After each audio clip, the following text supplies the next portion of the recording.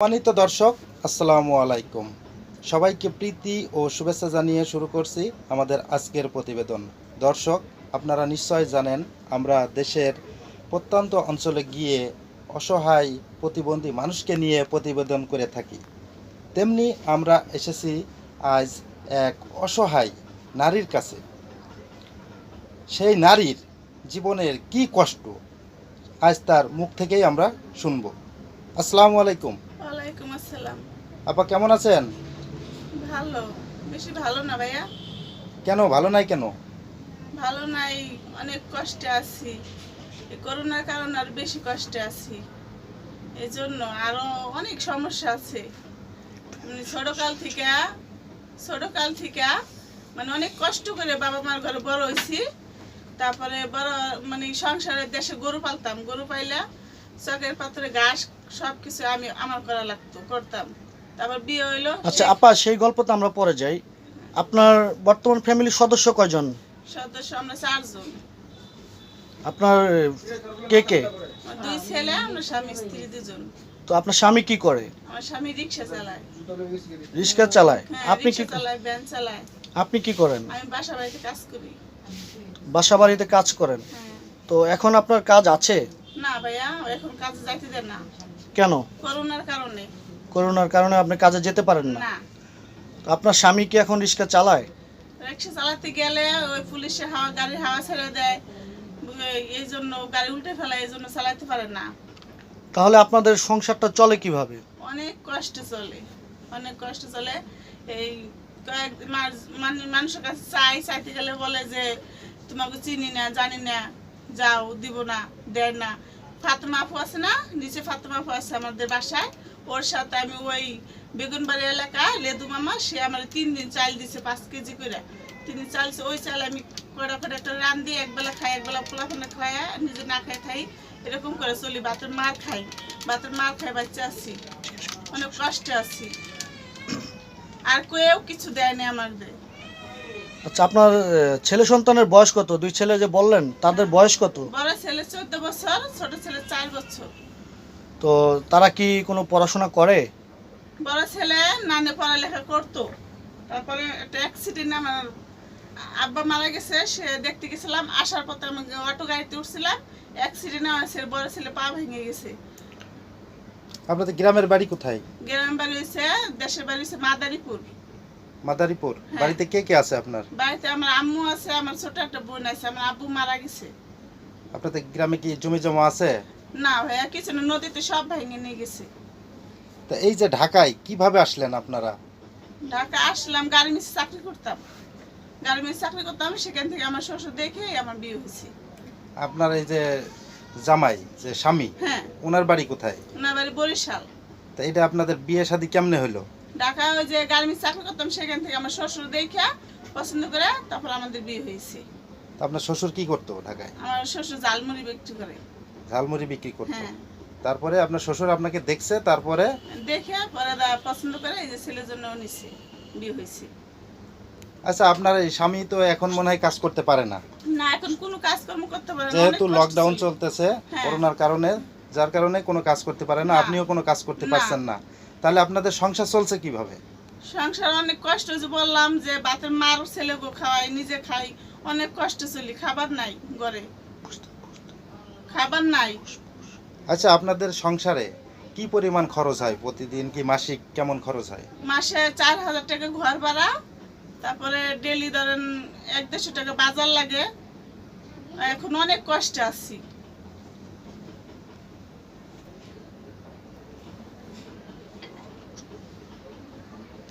আপা, হ্যাঁ, তো আচ্ছা, আপনার এই মাঝখান দিয়ে আমরা কথাটা আবার টেনে নিচ্ছি। তো আপনি যে বললেন আপনার বাবা মারা গেছে, আপনার বাবাকে দেখতে যে আসার পথে আপনি গাড়ি অ্যাক্সিডেন্টে আপনার ছেলের পা ভেঙেছে। হ্যাঁ, তো আপনার ছেলের কি কোনো চিকিৎসা বা কোনো কিছু করিয়েছেন? কিভাবে এখন চলতেছে সে? পা ভাঙার পথে পরে দেশে রয়ে গেলাম, তখন ওই দেশের চিকিৎসা করছিলাম গাছ ওষুধ দিয়ে, ফুলার পা ভালো হয় নাই, পরে ঢাকা নিয়ে আসলাম। আমার শাশুড়িরা বললো ঢাকা নিয়ে আসো, ঢাকা নিয়ে আসলাম, পিজি হাসপাতালে এই ছেলের চিকিৎসা শুরু করলাম। তখন টাকা নাই, কি আমি কিভাবে পোলা ভর্তি করব। পরে আমাকে, আমি যে বাসায় কাজ করি আমার ওই বাসায় সে সাহায্য করছে, মানুষের সাথে চাইছি, মানে যে অ্যাক্সিডেন্ট করছে সে আমার 1 টাকাও দেয় নাই, যে এই টাকাটা নিয়ে সে আমার আপনই ফুফাতো ভাই, কিন্তু আমাকে 1 টাকা দিয়েও সাহায্য করে নাই। সে আমার চিনেই না। পোলা পা ভাঙছিল, আমার কি আমার দোষ ছিল? ওরা এমনি ভাবছিলাম ভাই আপনি তো দোষ না, এটা আমার কপালে ছিল, কিন্তু হ্যাঁ আমার 1 টাকাও দেয় নাই। আর মানুষের দ্বারা চাইছে, আমার পোলার চিকিৎসা করছি। এখন আমার পোলার পা পুরা সুস্থ হয় নাই, পাও এখনো বাঁকা রয়েছে, এখনো বসলে 2 পা 2 দিকে দিয়ে বসে, মানে অনেক সমস্যায় ভালো হয় নাই ছেলের পাও।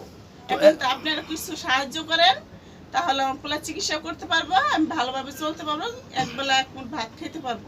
তো এখন কি আপনার ছেলেকে পুনরায় আবার কি চিকিৎসা করাতে চাচ্ছেন আপনি? হ্যাঁ, বলছে যে ডাক্তারে যে অপারেশন করলে ঠিক হবো, কিন্তু আমি টাকার জন্য অপারেশন করতে পারি নাই।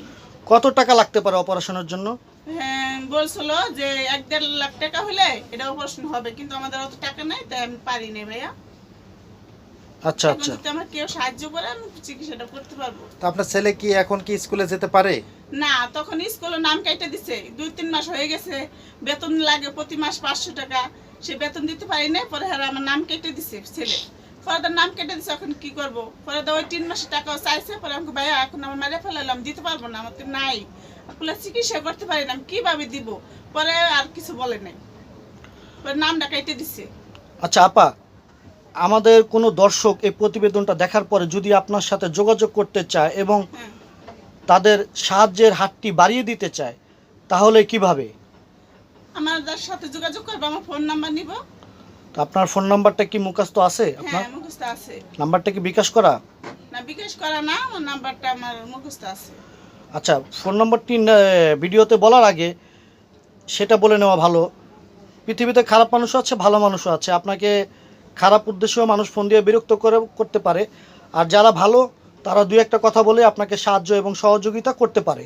তো নাম্বারটি কি আমরা ইন্টারনেটে দিব আপনার? হ্যাঁ, নাম্বারটা দেন, সমস্যা নাই, আমি ভালো করে কথা বলবো। যে আমার বাইরে আমাকে চাই, আমি চাই যে আমার বাইরে আমাকে সাহায্য করবে, কেন আমার 2টা ছেলে সন্তান আছে, আমার স্বামী আছে, আমি অনেক কষ্টে ভিডিওটা করছি যে আমার ছেলেদের চিকিৎসার জন্য। বেশিরভাগ আমার ছেলে ঈদের কাপড় চোপড় দিতে পারি না, আমার ছেলেরা কান্না করে, আমি কাপড় চোপড় দিতে পারি না, একটা ঈদ গেছে আমি কোনো কাপড় চোপড় কিনতে পারি নাই।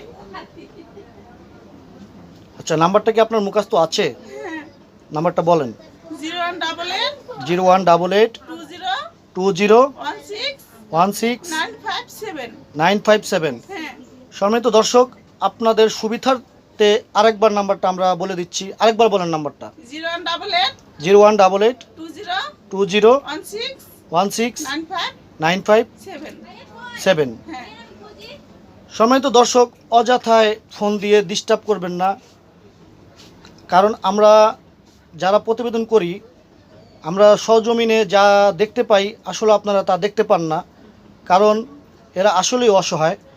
তো শুনলেন এর জীবন কাহিনী। যদি আপনারা কিছু কিছু করে সকলে মিলে এই অসহায় মানুষের পাশে এসে দাঁড়ান, তাহলেও হয়তো এরা দুবেলা খেতে পারবে বা একটু ভালো চলতে পারবে। আর যেই ছেলেটার কথা বললো, স্কুল পড়ুয়া ছেলে, তার পড়াশোনা এবং তার চিকিৎসা খরচটাও চালাতে পারবে। আচ্ছা আপা, আপনি আমাদের দর্শকের উদ্দেশ্যে কিছু বলার আছে? হ্যাঁ আছে, যে আমি আমার বায়োগের সাথে আমি এটাই চাই যে আমার কিছু সাহায্য করুক, আমি যেন আমার ছেলের পড়ালেখা করাতে পারি, আমার এই বাচ্চাকে কাপড় চোপড় কিনে দিতে পারি, অনেক কান্না করে, আমি কিছু কিনে দিতে পারি না, ঈদ উপলক্ষে আমি কিচ্ছু দিতে পারি না। আজ 3-4 দিনের সময় করে, তাও আমি কোনো বাজার করতে পারি না টাকার জন্য, আমার কোনো টাকা নাই আমার হাতে। কেউ যদি সাহায্য করে আমি খুব খুশি হব বোন হিসেবে। দর্শক শুনলেন এই অসহায় বোনটির কথা। সে পরের বাড়িতে কাজ করত, তার স্বামী একজন রিক্সা চালক। এই লকডাউনের কারণে কোনো কাজই তারা করতে পারছে না, ঘরে বসেই তার অসুস্থ সন্তান যে অ্যাক্সিডেন্ট করে পা ভেঙে গিয়েছিল এবং ছোট আরেকটি বাচ্চা নিয়ে খুবই কষ্টে খেয়ে না খেয়ে দিন যাপন করতেছে। কোনো সদাইবান ব্যক্তি যদি এই অসহায় ফ্যামিলির দিকে একটু হাত বাড়াইতেন, তাহলে হয়তো এই পরিবারটির কিছু খেয়ে এবং এই সামনে ঈদ, তারা এখনও পর্যন্ত ছোট বাচ্চাদের কাপড় চোপড় পর্যন্ত কিনে দিতে পারে নাই, সে কষ্টও এই মায়ের চোখ থেকে যে পানি ঝরলো সেটাও আপনারা দেখলেন। যদি কোনো ভাই তাদেরকে একটু সাহায্য করেন তাহলে হয়তো এই পরিবারটির মুখে একটু হাসি ফুটে উঠত। দর্শক, আজ এ পর্যন্তই। পরবর্তীতে আমরা আবার এই আপার কাছে আসব এবং এই আপাকে ফলো আপ করবো, শুনবো যে তার জীবনের কী পরিবর্তন ঘটলো। দর্শক, ভালো থাকবেন, সুস্থ থাকবেন। আল্লাহ হাফেজ।